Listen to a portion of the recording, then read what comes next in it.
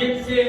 کسی نہ کسی انداز سے اہل بیت اطہار کی عظمت اور شان یہ ثابت ہوتی ہے، لیکن کچھ آیتیں تو ایسی ہیں جو ڈنکے کی چوٹ پر اہل بیت اطہار کی عظمت اور فضیلت کو بیان کرتی ہیں۔ ابھی آپ کے سامنے جب میں حاضر ہوا ہوں تو قبلہ شاہ صاحب دامت برکاتہم العالیہ قرآن مجید کی ایک آیہ کریمہ اس کی تفسیر بیان فرما رہے تھے، قل لا اسألکم علیہ اجرا الا المودۃ فی القربى۔ علماء سے آپ اس کی تفسیر سنتے رہتے ہیں کہ اے محبوب کہہ دیجیے کہ میں آپ سے سوال نہیں کرتا، میں آپ سے مانگتا نہیں، میں آپ سے پوچھتا نہیں، میں آپ سے طلب نہیں کرتا، الا المودۃ فی القربى، مگر میرا ایک سوال ہے کہ میرے جو قریبی ہیں ان قریبیوں کے ساتھ مودت و محبت سے پیش آ۔ اب ذرا تھوڑا سا اسی آیہ کریمہ کو ان کا پڑھایا ہوا سبق کو ذرا آگے بڑھتے ہیں۔ اللہ نے محبوب سے کہا آپ ان کو بتا دیں، آپ ان کو، حضور خود بھی تو بتا سکتے تھے نا کہ میرے اہل بیت سے تعلق رکھو، میرے ساتھ محبت رکھو اور میں تم سے کچھ نہیں مانگتا، لیکن اللہ نے فرمایا محبوب اگر تو خود کہے گا تو بات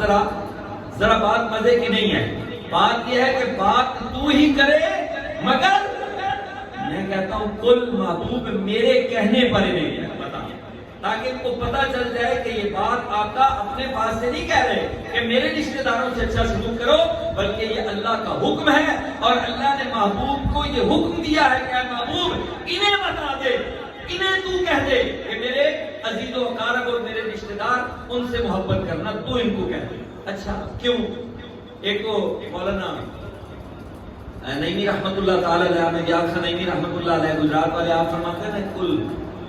جب کہیں بھی کل آتا ہے نا اللہ فرماتا ہے محبوب تو کہہ، تو اس کا مطلب یہ ہے کہ اللہ تعالیٰ کو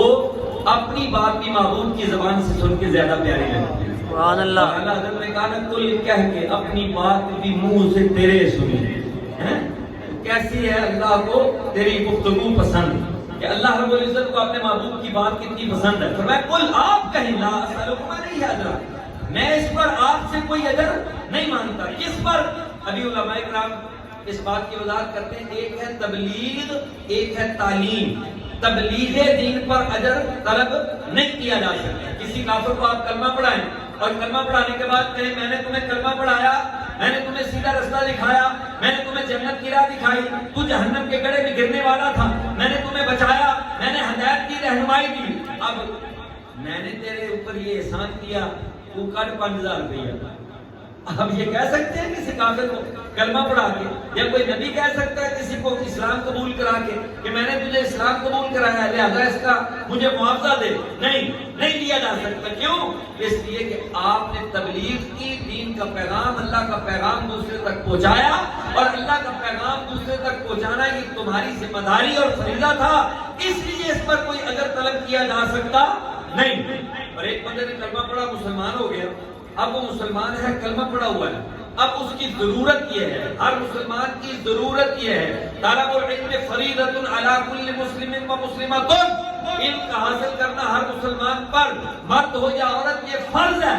اب اس کی ضرورت ہے، جس طرح بندہ پیدا ہو جائے تو ضرورت ہوتی ہے روٹی کی، پانی کی، کھانے کی، پینے کی، دوائی کی، اس طرح جب کلمہ پڑھ لینا تو پھر اس کو تشنگی ہوتی ہے، اس کو ضرورت ہوتی ہے دین کی تعلیم حاصل کرنے کی، تاکہ وہ اس پر عمل کر کے جنتی اپنے آپ کو بنا سکے۔ مطلب یہ ہوا کہ اگر آپ نے کسی کو،